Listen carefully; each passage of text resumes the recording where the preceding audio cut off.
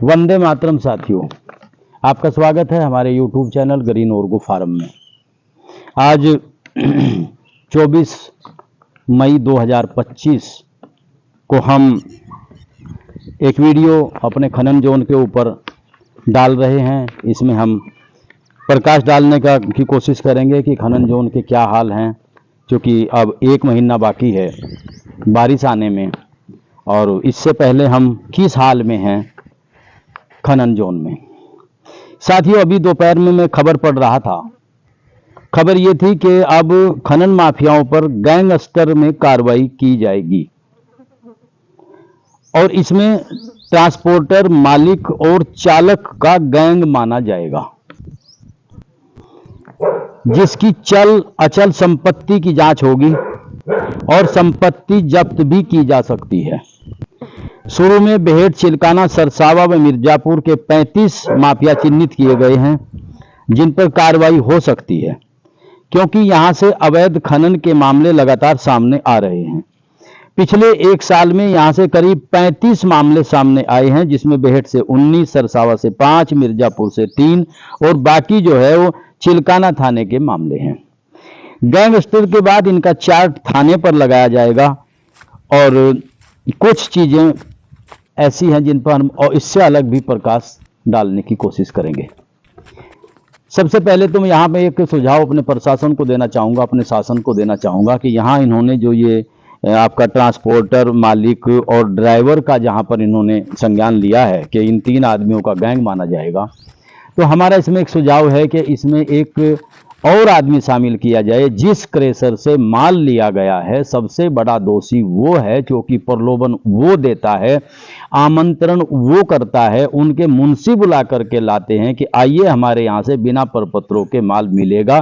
तो मैं अपने जिलाधिकारी महोदय, माननीय कमिश्नर महोदय से अनुरोध करूंगा कि आप इसमें स्टोन क्रेशर को भी शामिल कीजिए।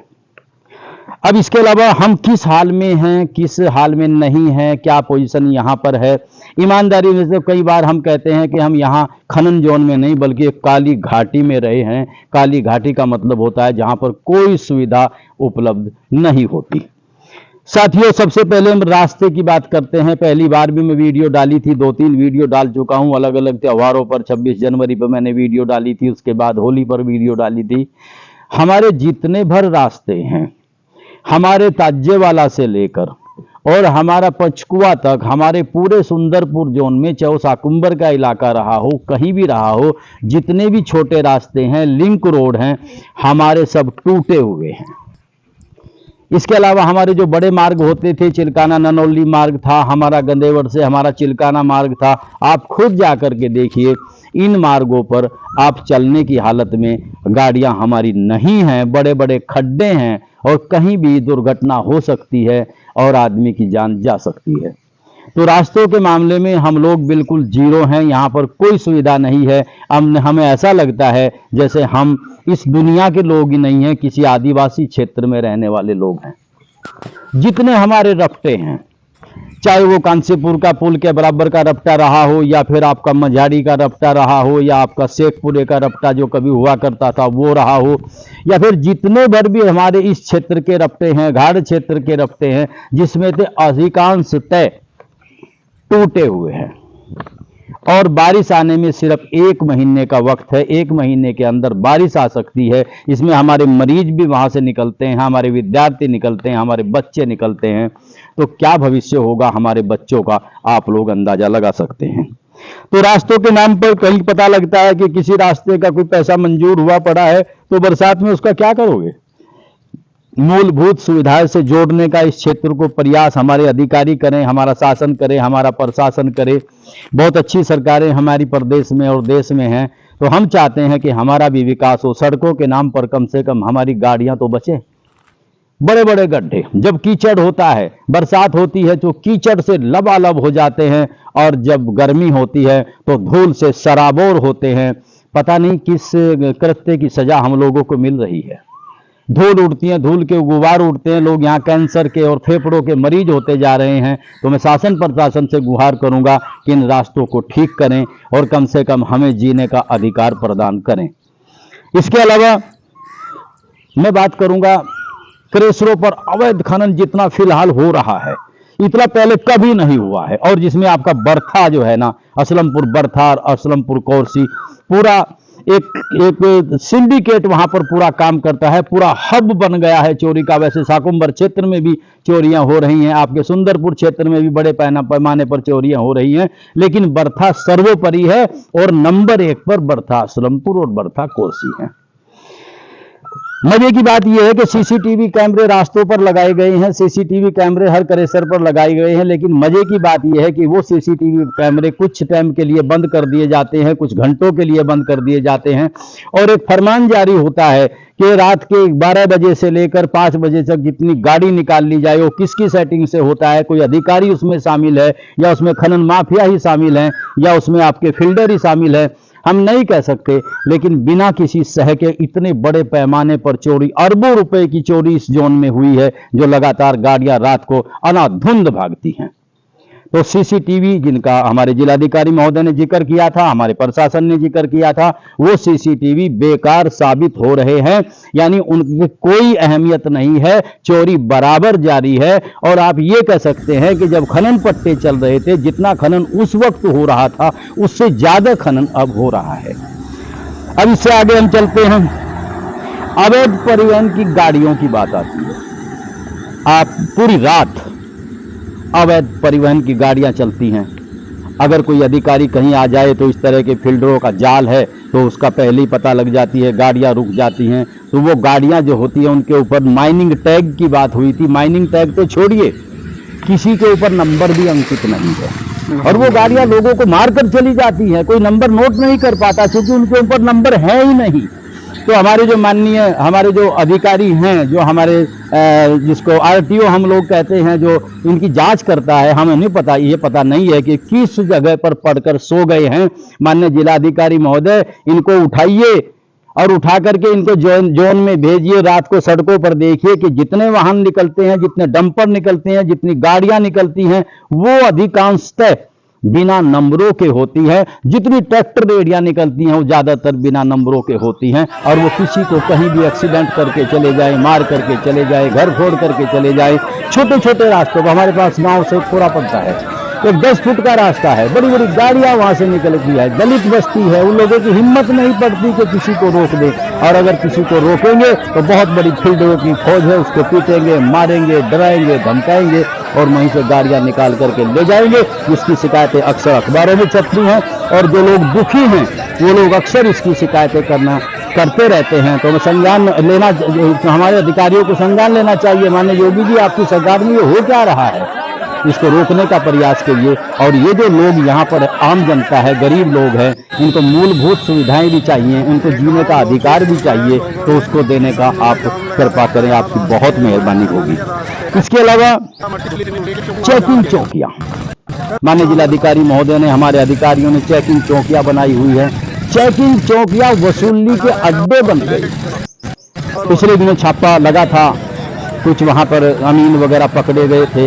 ये तो एक दिन की कहानी है, और ये तो कंटिन्यू चलता रहता है कि जो जहां पर भी कोई चौकी है, जहां पर भी कोई चेक पोस्ट लगाई गई है, वो अड्डे बन गए हैं उगाही के। और सबसे बड़ा योगदान अवैध परिवहन में उन्हीं लोगों का है। मैं बड़े धड़ल्ले से और बड़े स्पष्ट निडर शब्दों में बताना चाहता हूं, इन चौकियों पर प्रतिदिन व्यक्तियों को बदला जाए, अलग अलग विभाग को इन चौकियों की जिम्मेदारी दी जाए, और तब जाकर के कहीं ये कंट्रोल होगा। और वहां उन चौकियों के ऊपर भी सीसीटीवी कैमरे लगाए जाए, ताकि हर टाइम उनकी जांच की जा सके। सीसीटीवी कैमरे को इंटरनेट से जोड़ा जाए और वो 24 आवर 24 घंटे निर्बाध चले। उसको अगर बीच में घंटा बंद किया गया है तो उसके कारण की जांच कराई जाए, तब जाकर के इसमें हम थोड़ा बहुत इसमें हम कामयाबी पा सकते हैं। मान्यवर, मैंने कई बार कहा है, ये जो फील्डर हैं, जिनको रेकीकर्ता हम लोग कहते हैं, एक ऐसी सेना की तैयारी हो रही है। हो सकता है ये खनन जोन कल को खूनी संघर्ष में तब्दील ना हो जाए, हमें डर है। मैं अपने अधिकारियों से कहना चाहूंगा, इन फील्डरों को पकड़ करके इनको सलाखों के पीछे भेजिए। ऐसे नवयुवक इन्होंने लगा दिए हैं, क्रेशर मालिकों ने, सबसे बड़े इसमें जो इसमें दोषी है वो क्रेशर मालिक हैं। इन्होंने ऐसे नवयुवकों को पकड़ा है जिनके पास रोजगार नहीं है, जो शाम को नशा कर लेते हैं। और एक बात और बतानी चाहता हूं मजे की, कि आपका चाहे वो आपका बेहट थाना रहा हो, चाहे आपका तहसील रहा हो, चाहे आपका जिला मुख्यालय रहा हो, चाहे आपका कमिश्नर कार्यालय रहा हो, हर जगह पर फील्डर मौजूद है। हर गली में, हर नुक्कड़ पर फील्डर मौजूद है। जैसे अधिकारी निकलता है, टोटल फील्ड में, टोटल एरिया में ये सूचना पहुंचा दी जाती है। जैसे अभी पिछले दिनों एक व्हाट्सएप ग्रुप पकड़ा गया है, सबका साथ और सबका विकास, ऐसे एक पहले ग्रुप पकड़ा गया था यार अनमूल्य, उन सभी लोगों के पास है। उस पर एक मैसेज जारी कर दिया जाता है और पूरी फौज फील्डों की लगा दी जाती है। अधिकारी की क्या हिम्मत है अगर वो गाड़ी को पकड़ सके। तो मान्यवर मैं कहना चाहूंगा, सबसे पहले इस जोन को अगर आपने फील्डरों से मुक्त कर दिया जाए। मैं माननीय कमिश्नर साहब से कहा था कि साहब इनको फील्डरों को इससे निकाल दो और जोन में ईमानदारी से काम चलेगा, और जो अरबों का नुकसान ये हमारी सरकार का हो रहा है, जनता का हो रहा है, वो नहीं होगा और वो सब राजस्व ईमानदारी से फिर सरकार के खाते में जाएगा।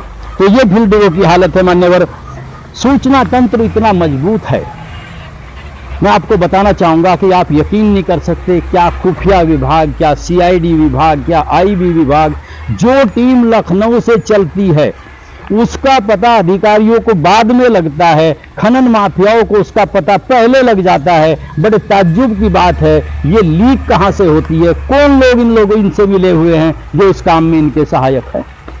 जब भी कोई अधिकारी निकलता है, अचानक 2 गाड़ी, 4 गाड़ी, 10 गाड़ी पकड़ी जाती हैं, और साहब वो फिर उसके बाद जब अधिकारी चले जाते हैं वही काम धड़ल्ले से फिर चालू हो जाता है। एक चीज यहां पर और कहनी चाहूंगा, ये जो बेहट क्षेत्र से जमुना की तरफ के जितने ढाबे हैं, चाय की दुकानें हैं, ये जो रात को खुलती हैं ढाबे और चाय की दुकानें, इसमें अधिकांश फील्डर बैठते हैं और वो ढाबे वाले भी फील्डिंग का काम करते हैं। यहाँ पर कई बार इस बात की सूचना हुई है कि फला ढाबे वाले ने ये मैसेज वायरल किया है।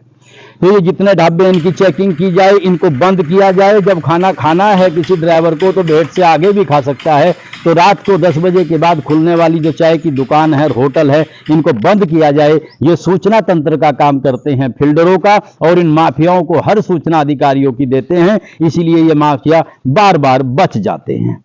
और बड़े कमाल की चीज है, अभी वर्धा में पिछले घटना हुई थी, यहां पर एक एचएम और कई डंपर पकड़े गए थे, लेकिन कमाल की बात हुई सेटिंग गेटिंग का खेल करके, और उसमें से वो थोड़ा थोड़ा माल दिखा करके उनको जैसे कैसे सेटिंग करके छोड़ दिया गया। ऐसे ही बड़े बड़े वहां पर गड्ढे बने हुए हैं। आप ये फोटो जो मैं इसमें मेरी वीडियो में देखेंगे, बड़े बड़े फोटो, बड़े बड़े गड्ढे बने हुए हैं।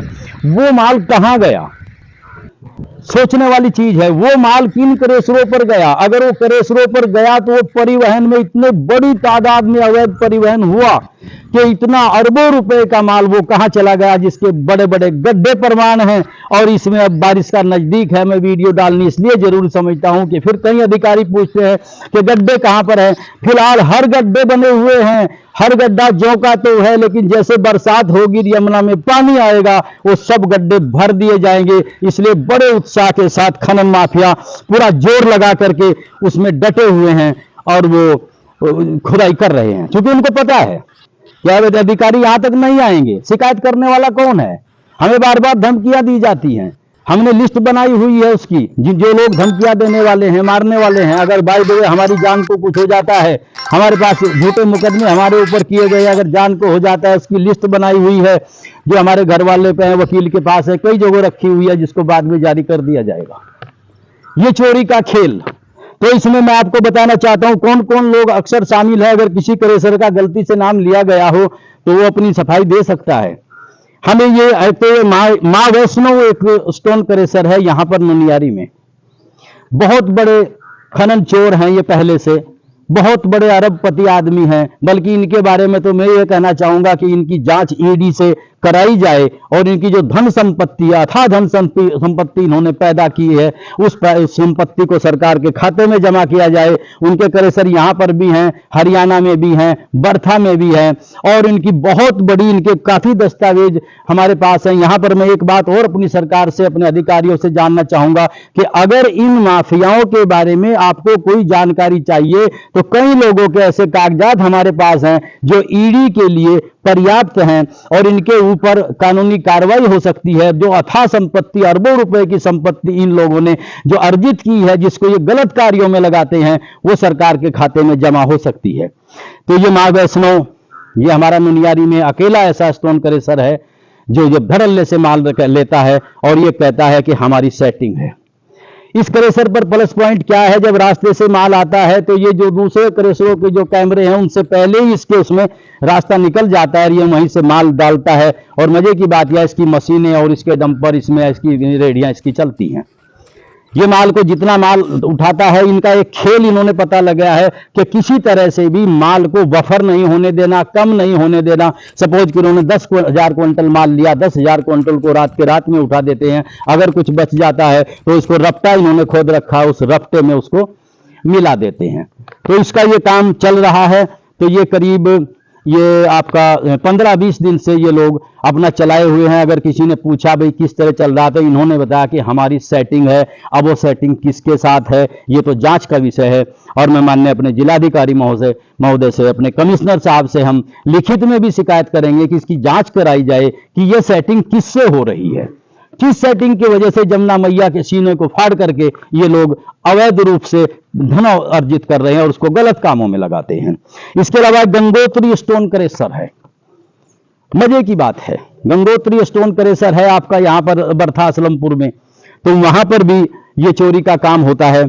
आपका मोदी स्टोन क्रेशर है, ये आपका रॉयल है, साकुंबर है, भगवती है, श्री साई है, राधा कृष्ण है, भारत है, जय लक्ष्मी आदि काफी ऐसे स्टोन क्रेशर हैं जो बारी बारी से, आज उसका नंबर है, कल को दूसरे का नंबर है, परसों को तीसरे का नंबर है। इसी तरह से ये लोग चोरी का बड़ा काम, और जिसमें आपका ये जो आपका गंगोत्री है और आपका मोदी, रॉयल, ये कई स्टोन क्रेशर तो ऐसे हैं जो बहुत बड़े पैमाने पर, जिन्होंने इस जमुना मैया का ठेका ले रखा है चोरी का, बिना चोरी के ये लोग काम करना जानते ही नहीं हैं। तो इसीलिए क्रेशर, इन्होंने किसी पट्टे की जरूरत नहीं है। अगर पट्टा नहीं भी होगा तो भी माल उससे ज्यादा खुदेगा। फिल्डर इनके मजबूत हैं। अभी पिछले दिनों खनन इंस्पेक्टर ने एक फिल्डर को पकड़ा है, वो जो आपका था सबका साथ और सबका विकास, उसको पकड़ा है। तो इसी तरह ये जो फिल्डरों की फौज है, इस फिल्डरों की फौज को कम किया जाए, इसको बंद किया जाए। और जब तक ये फिल्डर बंद नहीं होंगे तब तक ये स्टोन क्रेशर मालिक ये चोरी का काम बंद नहीं करेंगे। इनके सीसीटीवी कंटिन्यू, अब ये जो मां वैष्णो स्टोन क्रेशर है, इसके सीवी जितने तक ये माल खोद करके लाता है तो इसके सीसीटीवी बंद हो जाते हैं। जब ये माल बंद कर देता है, सीसीटीवी खोल देता है, तो हर तरह से येन केन प्रकारेण ये श्रीमंत, ये मान्यवर, ये जितने भी ये पैसे वाले हैं, ये चोरी का ही काम करने में सक्षम है। चोरी में ये पूरी तरह पारंगत है। पिछली बार इन्होंने क्या काम किया था बर्था में, जो हमने खनन अधिकारी को भी बताया था, लेकिन दुर्भाग्य है कि कार्रवाई नहीं हो पाई, कि वो क्या काम करते थे कि आज उन्होंने 10,000 क्विंटल माल लिया, हमने उसकी शिकायत की। अगले दिन जो माल आया, उन्होंने माल तो लिया लेकिन वो दूसरे क्रेशरों पर भेज दिया और उन पर रवन्ने 10,000 क्विंटल के चले आए। तो इस तरह से वो चोरी छिप गई और वो चोरी को आखिर उसमें विभाग का, खनन विभाग की तो विशेषकर मैं कहना चाहूंगा, क्योंकि ये जिम्मेदारी विशेषकर खनन विभाग की है। वैसे राजस्व विभाग भी साथ दे रहा है, अन्य विभाग भी साथ दे रहे हैं। तो इस मामले में अगर देखा जाए, यहाँ पे खनन विभाग, एक हमारे इंस्पेक्टर हैं मान्य चौबे जी, वो बड़ा मेहनत करते हैं, लेकिन फिर भी खनन विभाग जो है वो पूरी तरह इसमें फेल साबित हो रहा है। तो मैं अपने अधिकारियों से गुजारिश करना चाहूंगा कि मान्यवर, मैंने जो समस्याएं उठाई हैं, इन समस्याओं पर ध्यान देने का आप कृपा करें। माननीय योगी जी, हमें भी जीने का अधिकार है, मूलभूत सुविधाएं हमें भी चाहिए, अपने बच्चों के लिए, अपने मरीजों के लिए हमें भी चाहिए कि वो सही टाइम पर हॉस्पिटल पहुंचे। चारों तरफ जाम का साम्राज्य है, पठेड़ में जाम लगता है, गंदेवड़ में जाम लगता है। ननौली की इतनी बुरी हालत है कि वहां को ट्रैक्टर ट्राली किसान की नहीं निकल सकती।